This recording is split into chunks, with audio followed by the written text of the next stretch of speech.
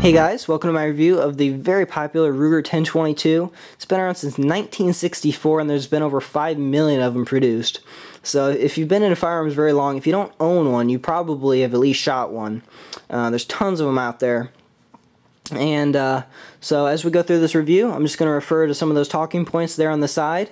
Lots of stuff to consider when in the market for a firearm, and hopefully that'll just, maybe make us both just a little bit more organized and, just keep track of stuff a little bit better. So let's start off there at the top with uses. What would you use this for?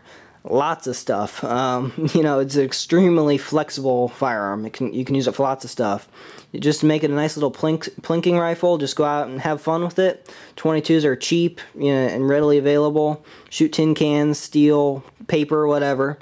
It could just be a kind of a nice little marksmanship training rifle. Something to teach your wife, your kids how to shoot with. And, low recoil, relatively lightweight gun. And just something that's you can just practice the fundamentals of marksmanship with. Could be a training rifle, maybe if you use the AK-47, Mini 14, and this would be kind of a close enough approximation that you could do some trigger time with this, and then some of those skills would kind of carry over a bit into your centerfire rifle. Could be just kind of a race gun, something you just trick out and just make a really slick, fast rifle out of it. Could be a collectible. Tons of 1022s out there. It could be very cool to just have a collection of lots of variants of 1022s. Not really a defensive firearm by any means. 22 is not really all that capable as a defensive cartridge. So I'd steer clear of it for that. But lots of stuff you can do with the 1022. So let's get into some of the dimensions here. Obviously, because there's so many variants out there, dimensions can vary a little bit on there, but this one is the carbine version. It did originally come in this black synthetic stock, and this one has a 18.5-inch long barrel and weighs in right around 4.5 pounds. So relatively lightweight and compact. Just a nice, easy size to carry around. Just a real handy little rifle.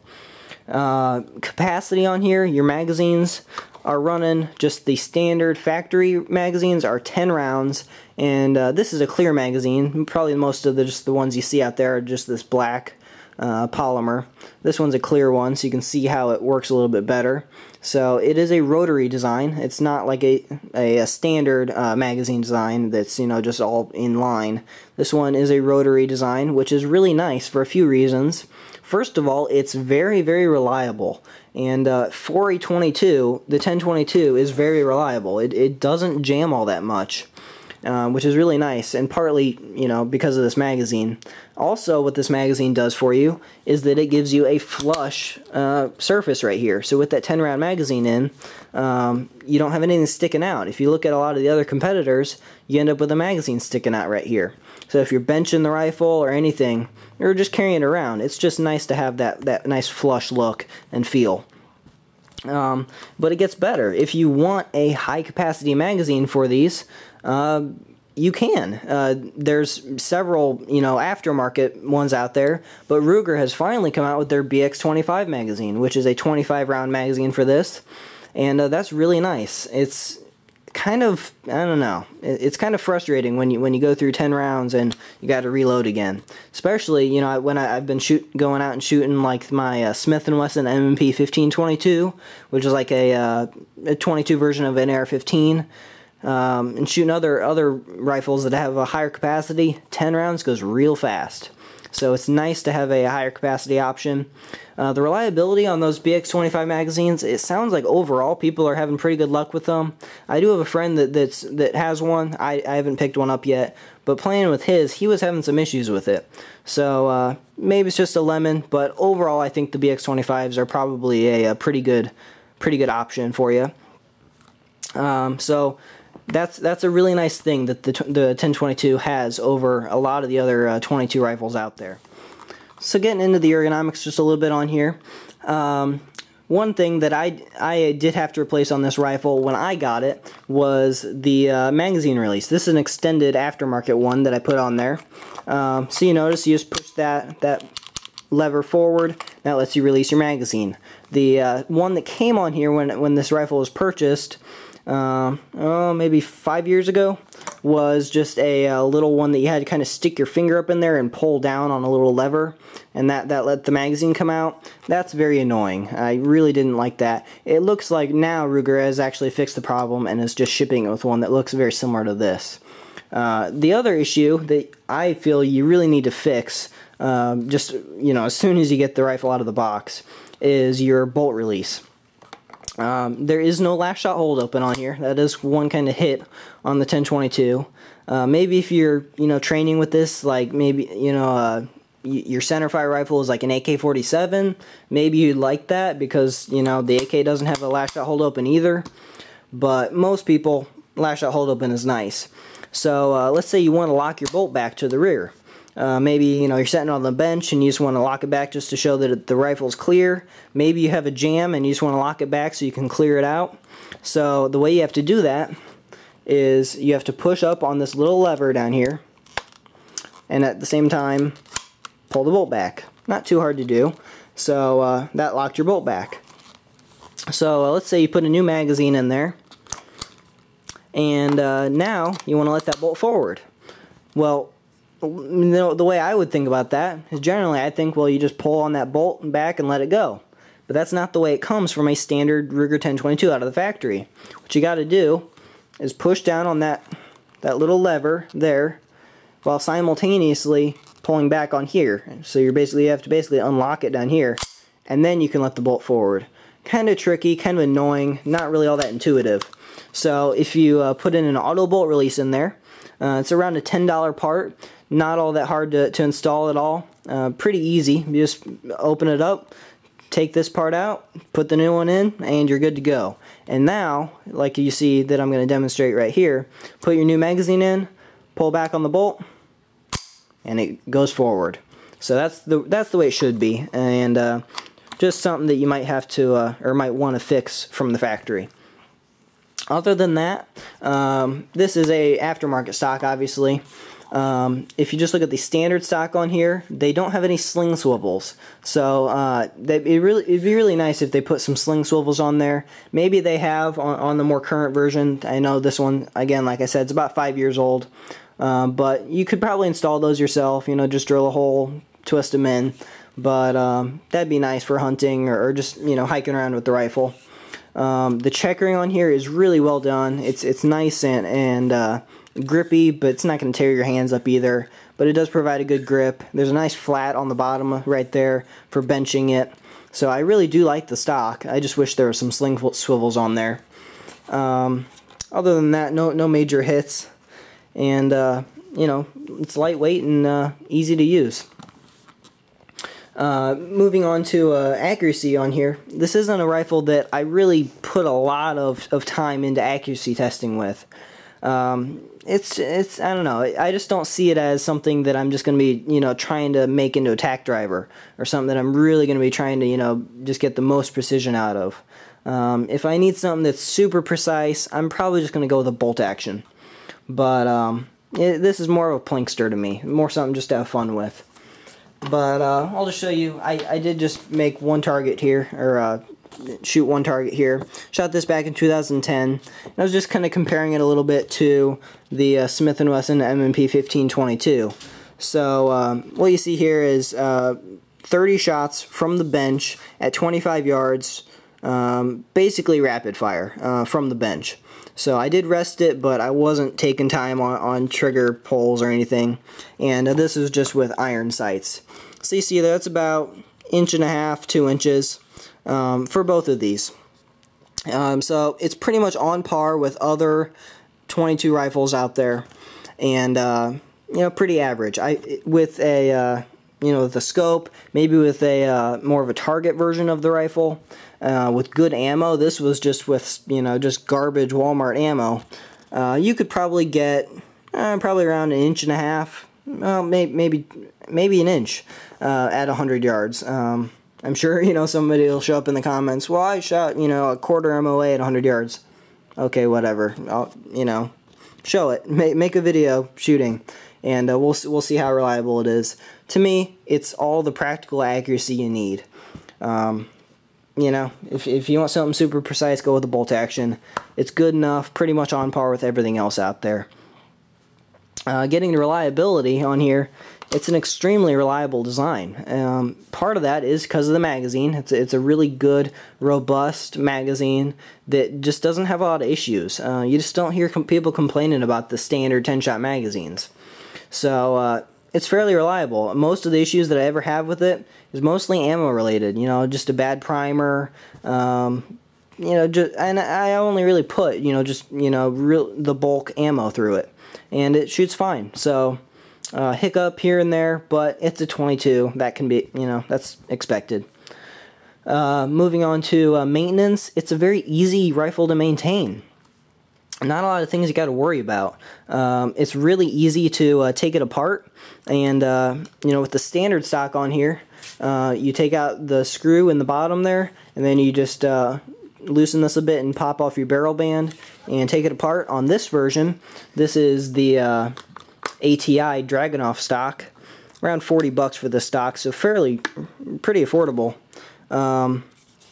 You just pop off your top cover, it just snaps on there, and then you just take off unscrew your screw right there, and the whole barrel and receiver comes out of the stock.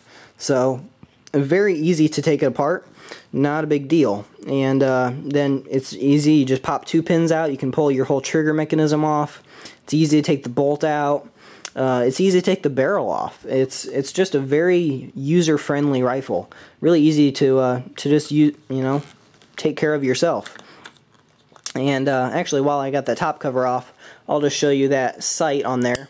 This is the standard iron sight that comes on it. It is flipped down, as you can see. Has just a nice little white diamond on there. It's adjustable. Your front sight is very nice. Has a little brass bead on there. And I just really like the iron sights. They do a great job. I like that it's fold down. If you want to put an optic on there, it's real easy to do. And you know, it does come, I believe, with a rail on top. I know it at least comes drilled and tapped. This one came with the rail. I did take it off, but you can see, just put your top rail on there. It's just a Picatinny rail, and you can put a scope or a dot or anything on there that you want. I have done that before. I prefer running it just kind of nice and clean like you see it here, but it's real easy to put some on there if you want to. Moving on to accessories, tons of stuff you can do with it. As you can see here, I put a new stock on there, just a slightly shorter length of pull, gave me a pistol grip, and this is a very affordable accessory to put on here. This is the Dragunov stock by ATI again. I think they're going around 40 bucks. I know Midway USA has them. They come black. I did spray paint this one, sanded it down, you know, real smooth. Tried to get any of the finish off of there that was on there previously.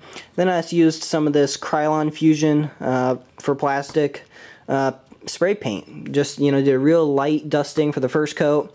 Came back in, did a second coat. I believe I have 2 or 3 coats on here. So far it's been pretty durable. Obviously spray paint's not going to last forever, but it's easy enough to touch up if you want to. And it's worked great, and very happy with the finish on there. Makes it kind of, I don't know, I really like the look it gives it. That stainless barrel, the blue stock, a very sporty look. Nice looking. But tons of stuff you can do with it. You can really make your 1022 your own. You can do whatever you want with it. You know, there's the Timney triggers out there. Timney makes really nice triggers. I don't have any issues with the trigger that comes on here.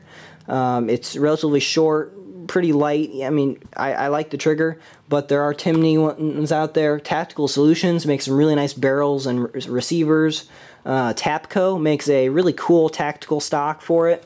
I do actually have a friend that has a 1022 with that Tapco stock. I've shot it, and it runs great. I really like the feel of the Tapco stock. It feels quality. You get an adjustable stock on there. You get some Picatinny rail up front if you want to put a light or laser on there. So very easy way to maybe turn it into a bit more of a tactical you know, style of 1022. There's the Butler Creek folding stocks. replacement charging handles and stuff. So sky's the limit. There's tons of stuff out there for the 1022. Yeah, I mean, whatever you want to do with it, pretty much.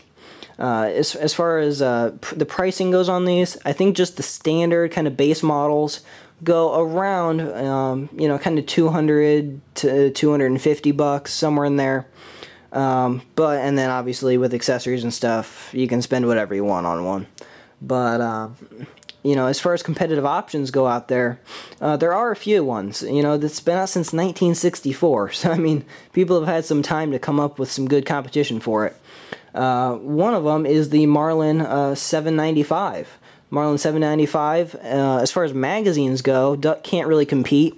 The standard magazines that the Marlin offers for the 795 from the factory, they offer 7 and 10 rounders that extend out of the rifle. So when you're just comparing the 10 rounders to each other, the Ruger still wins because it's flush. But then it gets even better with the Ruger. You got the 25 rounders, all that type of stuff. Pretty much stuck to 10 rounds with the 795. But you do get last shot hold open, and it's cheaper. It's around 160 bucks. So maybe a good option if you're just looking for a cost-effective little 22. The Marlin Model 60, that thing's tube fed, so it doesn't have a magazine, but extremely popular rifle, very cost-effective. There is the new version of the 1022, the Takedown 1022. I played with that at the NRA show. Really cool rifle. I do like the Takedown 22. A little bit more expensive. Those things are going around $350. And I think some people might look at the Takedown version as maybe like a backpacking rifle. I would say steer clear of that. For the money, again, going around $350. I would go with the Marlin Papoose instead. The Papoose is 3.25 pounds instead of, upwards of 4.5 pounds, and it's cheaper. The Papoose goes around $250, and I've shot the Papoose. It's a great rifle. So if you're going for, a really lightweight hiking, camping type rifle that you might have to carry on your person, maybe check out the Marlin Papoose. Nice little rifle. The Savage Model 64. A little bit cheaper rifle. I don't really get the feeling that it's quite as high quality as this one, but again, the Model 64 is going around 140 bucks. So there's definitely cheaper options out there if you want, just a good little 22 Plinkster. There's cheaper options, but none of them can provide all the accessories and high capacity magazines, stocks, everything that the 1022 has. It's a gun that you can truly make into a project if you want to. So, if you guys have any questions, feel free to ask those in the comments. I'd be happy to help you guys out. And, feel free to rate and subscribe if you like. I'd really appreciate that. Everyone have a nice day, and thanks for watching.